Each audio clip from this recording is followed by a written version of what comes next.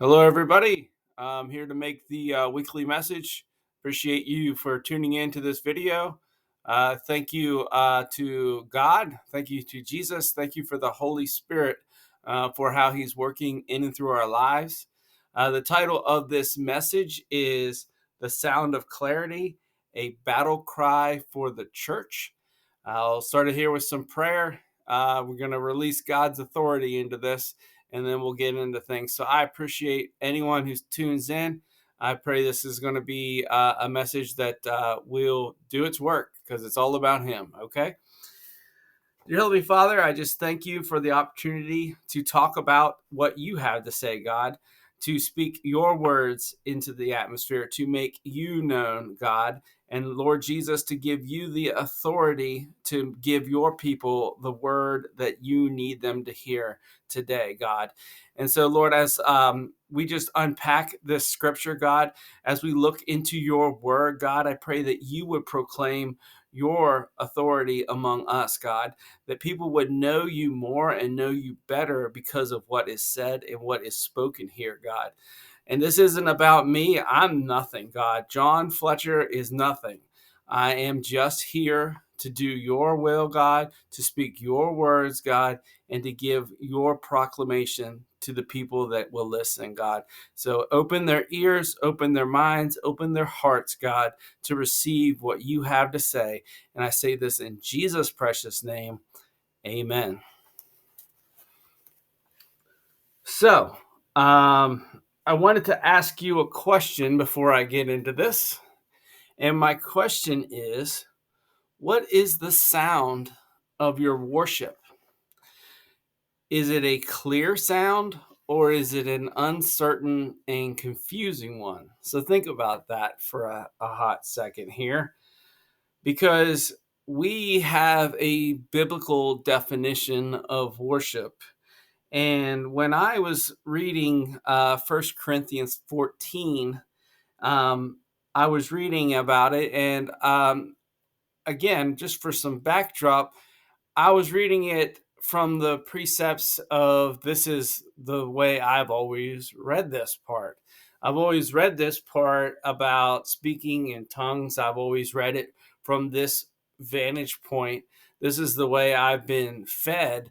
But God said, can you look at it a little deeper? Can you see what I'm trying to say? And I was like, okay, God, game on. Let's do this. And so I was reading it and I got to verse 8. And so what I'm going to highlight today in your Bibles is 1 Corinthians 14, 8 through 12. And just for some other backdrop, I looked into what is the biblical definition of worship. So the Hebrew word for worship is suha, which means to bow down or to be in a prostrate position. So, that is, it's not what we think it is. It's not, jumping and banging around and all that. It's being in that submissive position for the Lord. The Greek word, which is what we find in the New Testament, is proskuno, which means to kiss the hand or to pay homage. Okay, so when we're thinking about worship, let's think about it through that biblical context. I'm not saying that, worshiping isn't raising your hands, worship isn't clapping, worship isn't jumping. Worship is submission. And so these words help us to understand it a little bit better. If I'm actually going to kiss the hand of God, right, then that means I'm going to do exactly what He asks me to do. That is worship. And so, just to give that for some backdrop there, worship is offering yourself as a living sacrifice to Him. Okay, so we have to have that weight of worship that that overall thought in our minds, because our lives are worship. It's not like you'll hear a preacher say that, giving is an act of worship.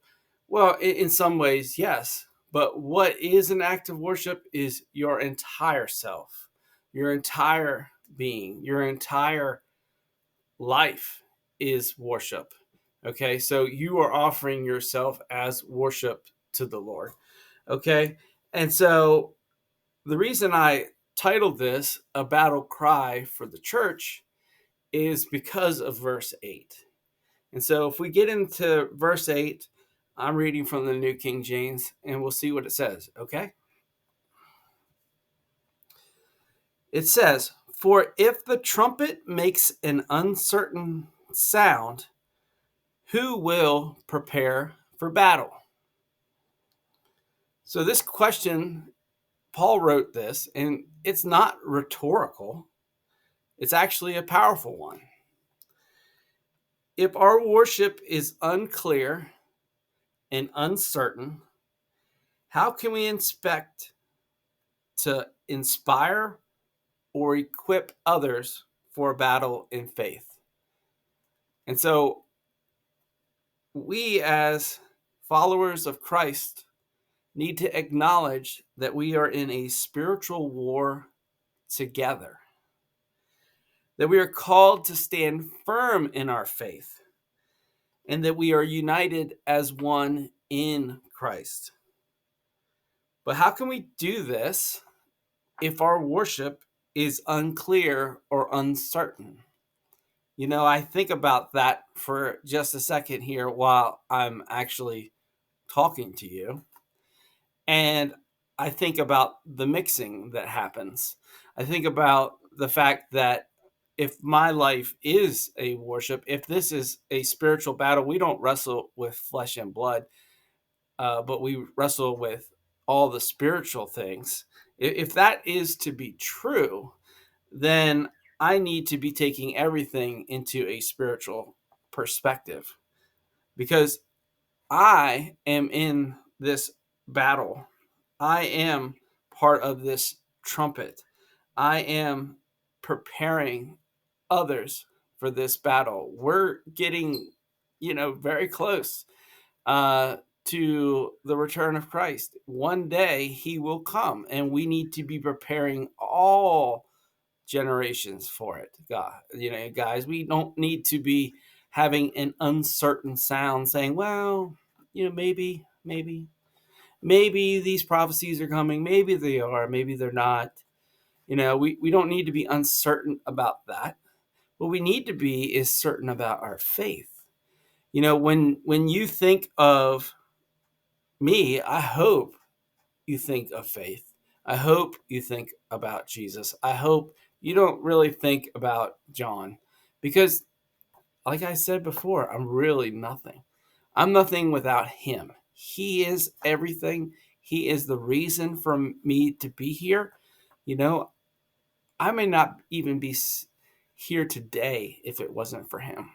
And so, in retrospect of that, I'm giving this act of worship, this act of obedience, this act of literally bowing before him and making my life about him, because that's what needs to happen. Okay? So clear communication in worship is what is expected here. And it says in verse 9, "So likewise, you, unless you utter the tongue words easy to understand, how will it be known what is spoken? For you are speaking into the air." Now, yes, this is about tongues, but if we think about it as worship, what are you speaking into the air? Are you saying one thing and then doing another? Are you posting on your Facebook that you are for Christ and then doing another? What are you doing? What is going into the air? What is the sound of your worship? Paul is emphasizing the importance of clear communication in our worship. We must use language that is easy to understand, language that conveys God's word. So everything that you do should be a reflection of God's word. Okay? Wisdom from the Holy Spirit. To have clear communication of worship, you need wisdom from the Holy Spirit. The Spirit is our guide. The Spirit is our teacher. The Spirit is our source of wisdom. He will give us the words to speak. He will give us the wisdom to communicate. He will be the power to make everything meaningful. Now, how do you get that? Because, I mean, yeah, you're listening to me, but how do you get that? It takes time. It takes dedication. If you're not in the Word, if you're not in the secret place, it is written all over you. I hate to break this to you, but I want you to know you need to have this relationship. It is the most important thing to you. Okay? If you don't, then you are going to be misguided. Your worship is going to be off. Spiritual depth. So, to be clear in communication, you need to have spiritual depth. This means moving beyond the milk of the word and getting into the solid food of maturity. And so if we get into Hebrews, we'll read about this. Hebrews 5:13 through 14. For everyone who partakes only of milk is unskilled in the word of righteousness, for he is a babe. But solid food, you with me, is for those of full age. That is, those who by reason have their senses exercised to discern both what? Good and evil. So, if you're going to be moving beyond, if you're going to have spiritual depth, this isn't surface level stuff. This is actually getting into the word, getting into the secret place, saying, God, I want to see what you have to say. God, I want to mature in what your word says. God, I'm going to lay down what is messing me up because your word is contrary to what I'm doing. Because if we don't do that, then what? We're going to lose discernment. Now, spiritual discernment is different than discernment. Anybody can have discernment. You know, a guy walking out of a bar can have discernment whether he should walk down this alley or not. Now, am I saying that he's going to make the right decisions? No. But am I saying that there is maybe some discernment there? Maybe he's evading things? Sure. But that's for self-preservation. That isn't for God. Spiritual discernment is for God. Spiritual discernment brings glory to God. Spiritual discernment brings maturity to your faith. And if you want to possess it, if you want to know what's good and what's evil, if you really want to know what God has to say, you need to be in His Word, in His prayer time, in this relationship so that you can have it. Okay? We're not going to be a clanging cymbal here. We're not going to be something that's off key and just because we just did what we wanted to do. We're going to be in tune with the Spirit. We're going to be part of Him, part of what He's doing. We're not going to be part of the crowd because anybody can blend in. You can just blend in and be just in the backdrop of everything. That's okay if you want to do that. But do you think that's really fulfilling? Is that keeping you just drinking milk? Is that keeping you a babe in the Spirit? I think it might be. I think it might be time for you to come out, time for you to get away from it, time for you to resist the plagues that are in this generation, in this spiritual bondage of this world, and come out of it. Come into the light. Come into what Christ has for you. For the body of Christ is calling for everyone to repent, everyone to be saved, and everyone to be glorified with him one day. So we need to be united in this spirit. So if we move on to 1 Corinthians 14, 10 through 11, we'll read about that. There are, it may be, so many kinds of languages in the world, and none of them is without significance. Therefore, if I do not know the meaning of the language, I shall be a foreigner to him who speaks, and to he who speaks with a foreigner to me. So Paul right here, he's acknowledging that there's diversity in languages and there's diversity in cultures of the world. But he is emphasizing the importance of being united in the spirit. So you might have a friend who is not, a fluent English speaking person, but yet you can still see that that person is in Christ. You can still know that that person's in Christ. And through the power of the Holy Spirit, you can recognize each other. Now, I'm saying this because I know it to be true. I can recognize who is and who isn't, who's faking and who isn't, who is in Christ. And that's not me judging. That's the spiritual discernment that God's giving me. And we need to understand that we need to call each other into it. We need to grow each other in it, because righteousness and obtaining the salvation of the Holy Spirit is something that we have to be promoting. We have to be acknowledging one another, and we have to be growing together. No one's better than anybody else. I'll say that again. Nobody is better than anybody else. We are of one body, and we are of one spirit. Who is the leader of this body? Is it John? Nope. Is it someone else? Nope. It's Christ. And so we need to conform to his image, conform to his likeness. Let him change us. Let him renew our minds. Let him see the eyes of our heart. And let us be propelled into what he has for us.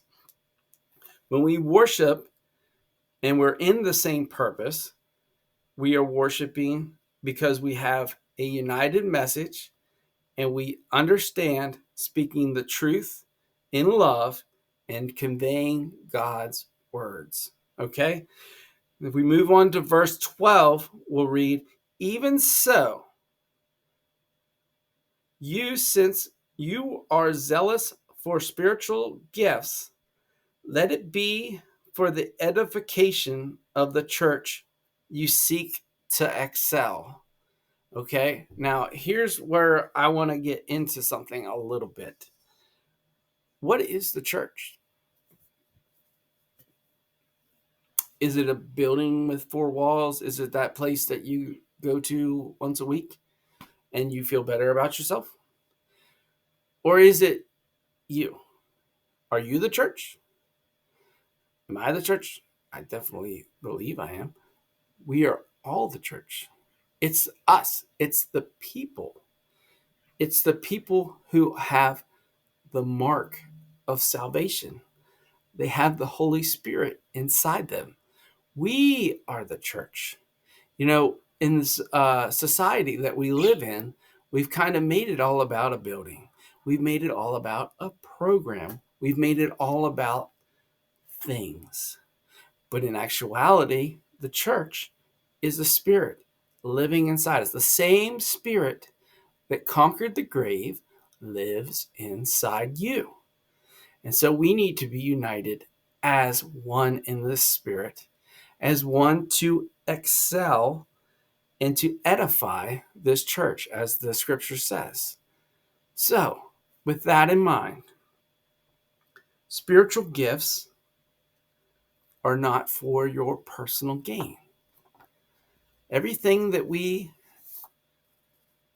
strive for is for each other. Everything that we're doing is for each other. Now, are we supposed to mix with the world? Are we supposed to mix light and dark? No, we're not. We're supposed to pull people out of the fire. Now, if they reject the gospel, if they reject a rebuke, if they reject you telling them the truth in love, then you need to dust off your feet and move on, because there's someone else who is going to accept this message. There's someone else that's hurting and knows that they want to give their life to Christ, and they're waiting on you. Now, if you're stuck with this one particular thing, it might be time to move on. You need to be asking and praying about everything. It's not easy. It's dedication. There's things that you're not going to be able to do anymore, and you got to be okay with that. There's material things that you're going to have to let go, and you're going to be okay with that. You know, if you're obsessed about something, it better be Jesus Christ. I'll say that again. If you're going to be obsessed about something, it better be Jesus Christ. Because it goes beyond a church service. It goes beyond just saying that you're part of him. It's a lifestyle. It's obedience. It's devotion to God. Romans 12, 1 through 2 says this. I beseech you, therefore, brethren, by the mercies of God, that you present your bodies a living sacrifice, holy, acceptable to God, which is your reasonable service, and not be conformed to this world, but be transformed by the renewing of your mind, that you may prove what is that good and acceptable and perfect will of God. So let's ask ourselves, are we holding on to a victim mentality? Are we afraid to let go of the familiar and step into the freedom that God has for us? Are we content to simply hear the good news without allowing it to actually transform our lives? Do we want the benefits of faith without the cost of obedience? And in our worship, are we more focused on external rituals than intentional surrender? Are we trying to worship God without submitting to his will? Let's not settle for shallow faith. We should surrender. We should apply the truth. We should worship God through Jesus Christ with our hearts and with our actions. So I'm going to say a short prayer because I feel like I should, and then I'm going to end this video. Thank you for tuning. Dear Heavenly Father, I pray for who is on the fence right now, who needs you but doesn't know you, who knows of you, Lord Jesus, but needs to submit to you. Father God, it doesn't matter if they're sitting in their living room, if they're watching in a inconspicuous space right now. Lord Jesus, you have a purpose, you have a plan, and you have the free gift of salvation waiting for them. But it takes a change of heart. And so, Lord, I pray an act of worship to happen right now. I pray for worship to come, God, for obedience and submission to your will to come. And Lord Jesus, Have your way with our lives. Those of us who are in you but not operating of you, God, I pray that we would submit our worship, our lives, our salvation to you, God, for your service, for your good works, for your pleasure, Lord. And come what may, God, we will give it to you because you deserve it. And Lord, we thank you that we will be with you one day, forever and ever, God, that we will have your hand to kiss, God, and that we will be so excited to see you, to know you, and to experience an everlasting love like no other, like nothing that we've ever experienced. And we will be with you. And it's so amazing. Thank you, Lord Jesus. Holy Spirit, do your work. Amen and amen.